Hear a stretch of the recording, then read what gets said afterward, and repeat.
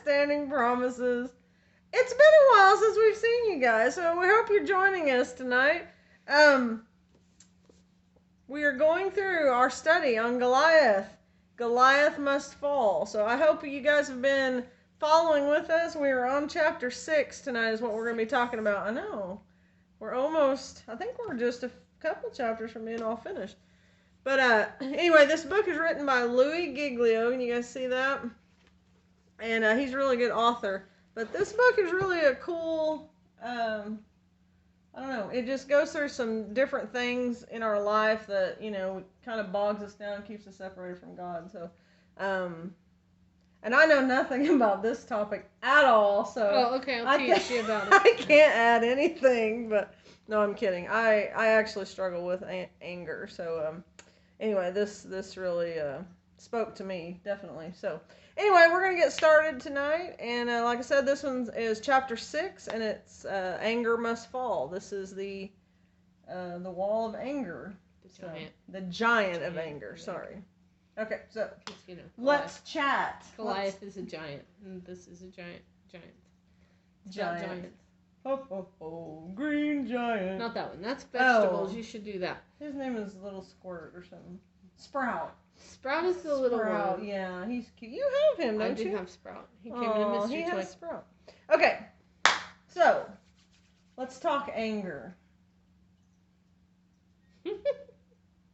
Oh, not talk angry. No. About anger. We'll be peacefully angry. Okay. Angry peacefully. Something. Yeah. Anyway. It starts out talking about anger is normal. Everybody feels it. No. It's a normal emotion. Not true. It is. It's a natural reaction to things. Like even Jesus was angry. He felt angry. God has anger. Right. But the way they express their anger is the difference. Like they feel angry. He talks about God being wrathful just in that God won't associate with sinful things. He is holy, so he doesn't, but also in that he can't sin. God cannot sin, so he expresses his anger without sin, which is also what Jesus did. So, that's our example is that when we feel angry, we're to express that without sinning. Right. And there's easier said than done. Yes, there are several scriptures that talk about, don't let the sun go down while you're still angry, and be slow to speak, slow to anger, all of those. So, that's what they're talking about in this chapter. Is not that you won't ever feel angry, but you won't express your anger in a harmful way. Right. Well, and like James 1:19, that's one of the scriptures he used. I'm gonna fix your earring. Oh, thanks. But that one was spoke to me like when I was in junior high, and I truly believe it was like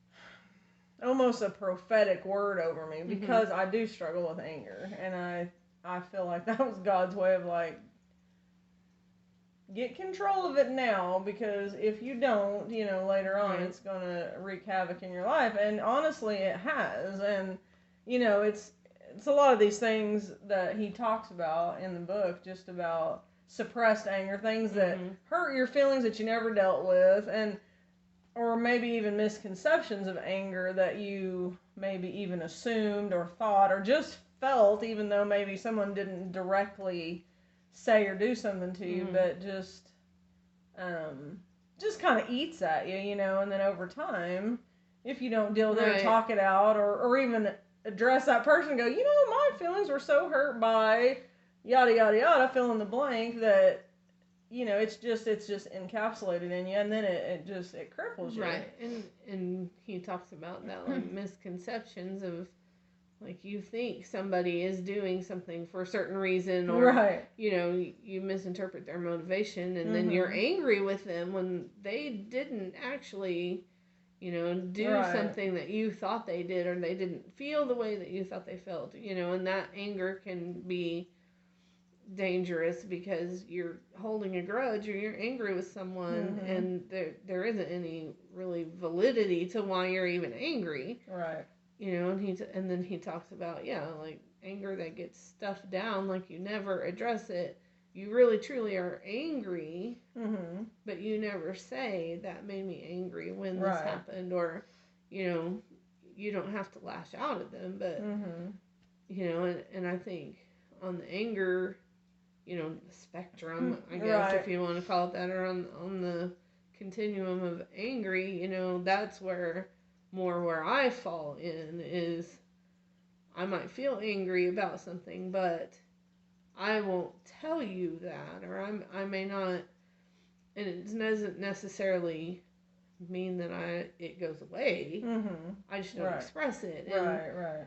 And that's something that is difficult, because if you hold that in for so long, eventually, it's something unrelated to whatever, something later, a little thing, then sparks a big anger because you haven't said all of these things. And so it's like one more thing happens, and that's finally... It's kind of the straw that breaks the camel's back. And then it all erupts, And I read a book several years ago talking about being a volcano and the different types. There's those volcanoes that just explode and, devastate everything around them. Then there's the volcanoes that, just kind of ooze over every once in a while. And then there are the ones that are quiet for a long time, and then it's all under the surface until finally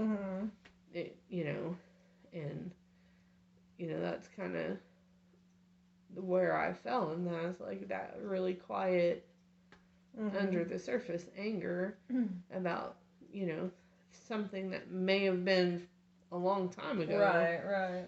And sometimes it's even, you don't realize that you're angry about something that has happened before until it comes out. Yeah, so. Absolutely. Yeah, and I mean, I'm 44 years old, and just, I'm dealing with stuff that I felt as a child, things that were, it's just like what you were saying, and it wasn't said or even meant to be harmful to me, but my mind turned it into this very hurtful, like, because I was a baby of 5, and so it's like, I always felt like I wasn't wanted in that, and so, when my mom would talk about, oh, you were a surprise, and I would instantly turn that and say, I was an accident, and then she was like, no, you were planned, you just came later than we expected, but my mind took that as I wasn't wanted. Right. So anytime I felt rejection, whether from a friendship or relationship, anything, it went back to that, I'm not wanted. I'm not wanted. If I didn't get a promotion at work, I'm not wanted. And so it really has affected me as an adult. And, and it is. It's just something that I didn't realize it was such a anger in there, but... And he talks about that, the first giant that he talked about was rejection, and he talks about how you have to deal with that giant of rejection quickly because it will become internalized anger. And, sure. And it's funny because talking about those past things that were said or done, of all places, I was listening on TikTok today, but it was a man, he was talking about being in therapy, and what something his therapist had challenged him to do is to take some of those bad negative memories and shift your perspective on it, and so getting rid of some of that anger. And he was talking about when he was in 5th or 6th grade, something like that he was bullied and picked on, and the kids, he didn't have any friends, but they had a talent show, and he got up and sang a song at this talent show. Well, it ended up that someone in the audience was hateful and said something to him, and then this guy ended up like flipping him off, and they got into this thing, and he got suspended, and And so he's carried that around, like how hateful this kid was and how he got in trouble but he has worked on shifting the way he looked at that. And he said, instead of looking at the negative, what happened through that, he said, look what I did. He said, I was a kid that had no friends. Nobody liked me. I wasn't popular, but I still got up on the stage. He said, a lot of those kids sat in the audience that did have friends that were well liked, and they weren't brave enough. Right. And just how even just changing how you remember something can take away that feeling of anger. And, I thought that was a really cool thought about that. But and our minds are so powerful. Like, just like that, like what I said I dealt with, like, it's the tiniest little thing makes me, feel rejected, even though I know people aren't rejecting me, but that's the first thing my brain goes to, right. Instead of seeing it, like you said, spinning it to okay, this is what my mom always said. She always said I was planned. She always said, but my brain always shifted it to something else. And so, I like that about, just taking a different perspective and training, because yes, your mind can be trained, and so just thinking about it in a different light. I mean, you definitely take that anger seed away. You have to train yourself to think differently about things like that, and going back and he was talking in the book about his example of this anger, this kind of suppressed anger, was David's brother. Yes, Eliab. Was the oldest brother, right? And so he traced, Louis traces this back all the way to when they were young, and David was out in the sheep field, and Samuel the prophet came to anoint the next king, and he called for all of the sons, and here's the biggest, the strongest, the toughest brother, and he was rejected, right, and passed over, and the next brother was passed over, all the way down to the youngest one who didn't even get called in. Right. What's so special about him? All he does is take care of sheep, and then next thing you know, he's being anointed as the king. Right. So fast forward that to now, they're on the battlefield, and here comes this little shepherd kid, scrawny brother, and and he's still angry with him, well, and it talked about, he called him evil, and he, conceded, and you just came down here to see what the big boys were doing, basically, like, you're just here to be nosy, and how that root of that rejection from before, and he was still angry at David. David wasn't even the one that rejected him.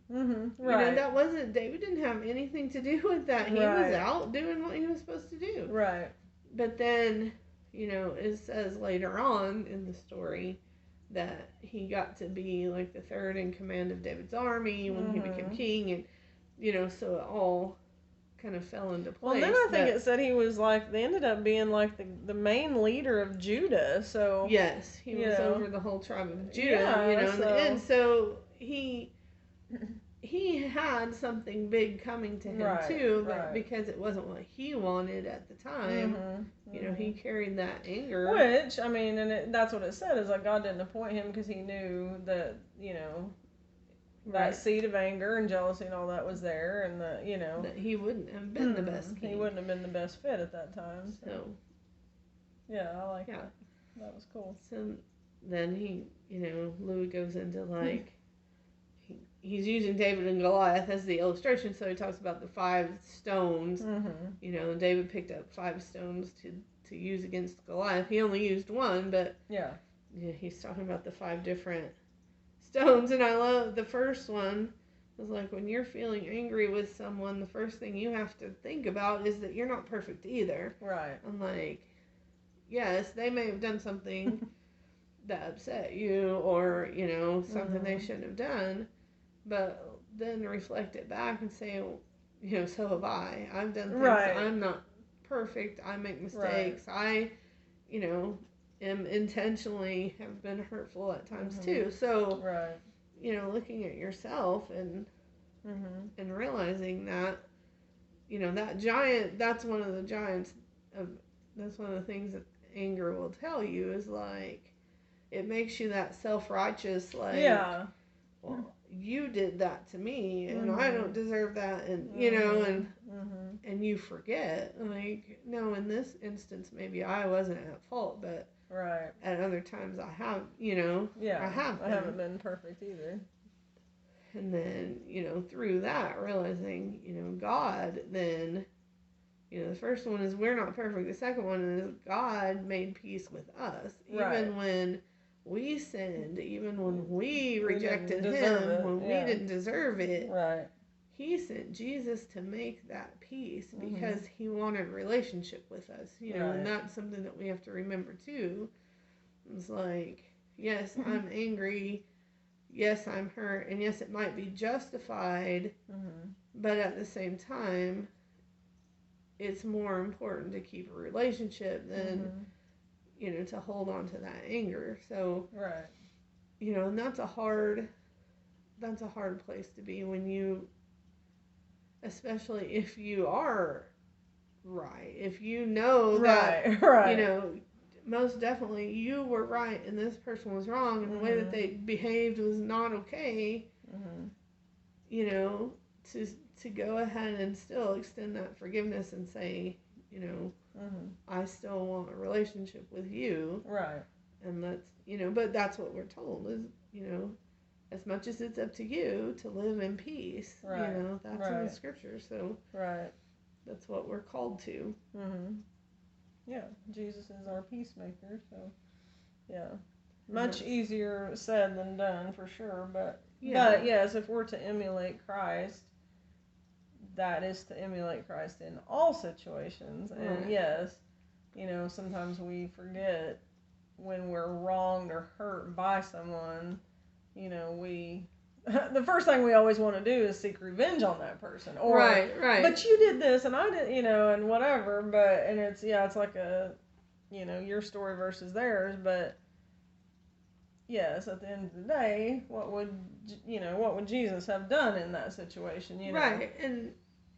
And it is hard because there were instances, like it talks about in the book where Jesus, He called out the Pharisees when they were not living the way they're supposed to, and they were being hypocritical. He called them out, but at the same time, He didn't provoke them. He didn't continue to argue with them and, be, calling down fire on them or looking for revenge or looking for, He told them His, how things were, and, that was that. And so that kind of leads into the third thing was to remember that God is the avenger, which is hard. Yeah. Because, like I said, especially if you know that you're right. Right. And they won't accept that they weren't right, or, your perspectives are so different on who was right and wrong that there's not going to be an agreement of necessarily what happened or whatever, but ultimately we leave it to God to sort that out, and that's difficult. It's hard to let that go, and not want to get revenge, not want to prove your point, not want to have the instant replay, that you have to just let God sort that out in the end. And kind of like, Eliab, eventually God brought around the justice, and this is the job that I have for you, and this is why you couldn't be king, because I wanted you to be over the tribe of Judah. And, exactly. But it's hard in the moment to see, trust that God's going to work it out, and even if He doesn't work it out here, once this world is done, He's going to bring everything to justice. Yeah, absolutely.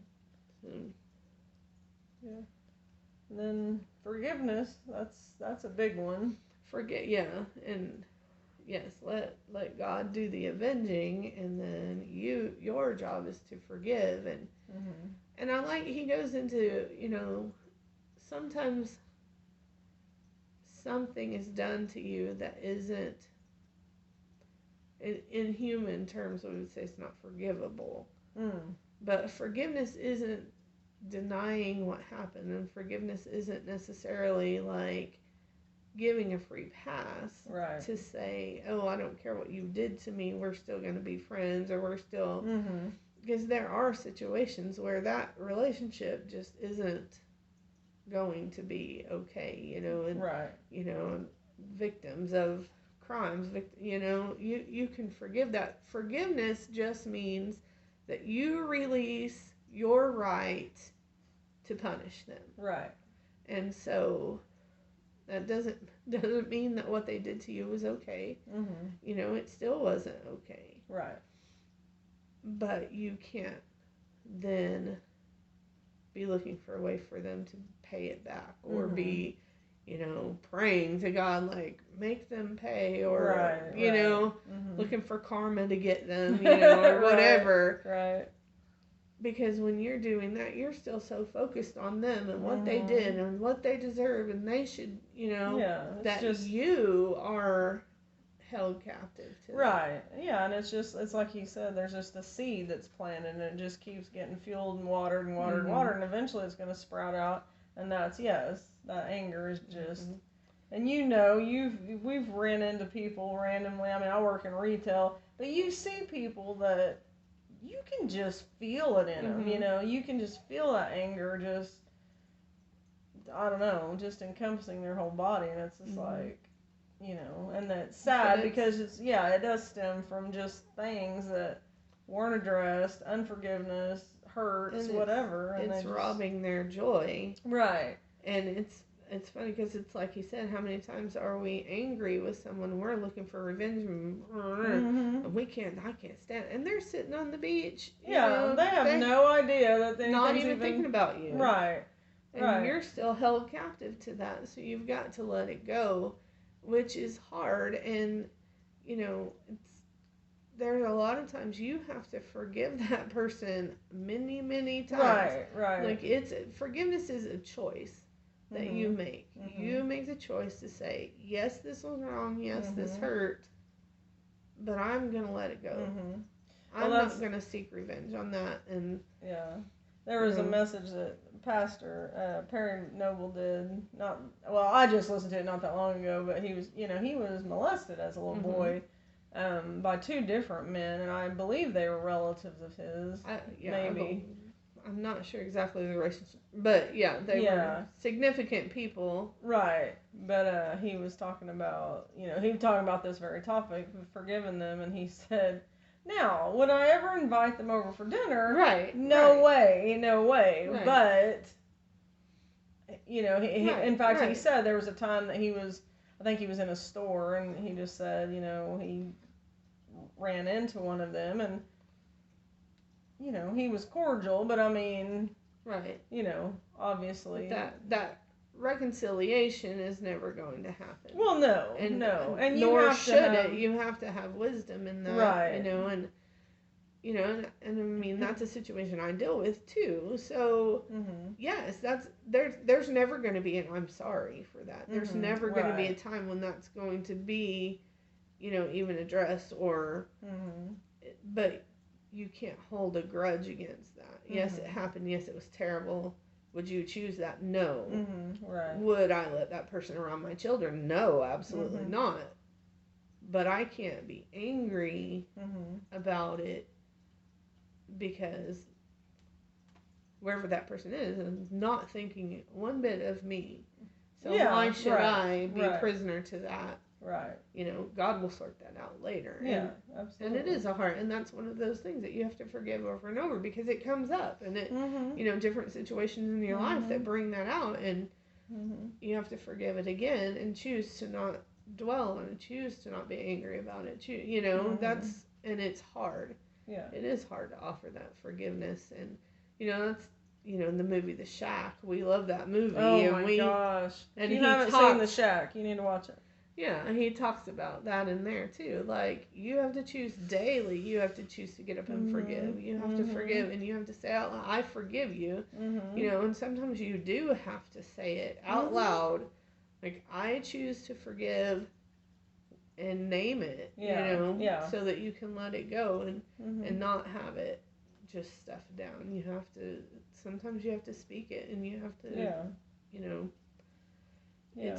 it's a choice that you have to make. And that's just it. I mean, whether you're dealing with an addiction, a struggle, for unforgiveness, anything like that. I mean, it's a daily walk. And I mean, I think that's why that Ephesians scripture about putting on the full armor of God, I mean, that is so crucial, because when you put on all those elements, get God's word in your head, put on, I don't know what they all are, the belt of this. We're and about the feet to study that in right. the next book. Oh yeah. But you know what I'm saying, like, having that protection. But yes, like waking up consciously saying, okay, yes, I had this addiction, but I'm laying it at your feet. Right. Walk me through this.